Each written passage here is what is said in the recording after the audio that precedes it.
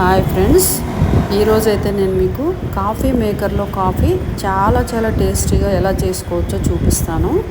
ఇది coffee maker. ఇది 2 parts ఉంటుంది, upper part and bottom part.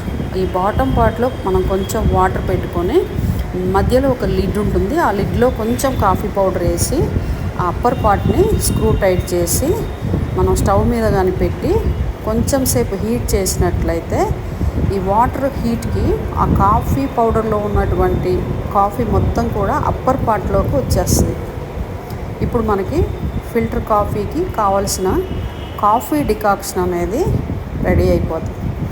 అలాగే స్టవ్ మీద ఒక గిన్నెలో మిల్క్ పెట్టుకొని దాన్ని హీట్ చేసుకొని బాగా హీట్ అయిన తర్వాత ఆ మిల్క్ని గ్లాసెస్లోకి కానీ కప్స్లోకి కానీ సర్వ్ చేసుకొని ఆ తర్వాత మనం రెడీగా ఉన్న ఈ కాఫీ ఫిల్టర్లో ఉన్నటువంటి కాఫీ మేకర్లో ఉన్నటువంటి కాఫీని ఈ గ్లాసెస్లోకి కానీ కప్స్లోకి కానీ సర్వ్ చేసి జస్ట్ అలా స్పూన్తో మిక్స్ చేసి ఆ రెండింటిని మనం చాలా టేస్టీ కాఫీని అయితే ఎంజాయ్ చేయొచ్చు ఫ్రెండ్స్.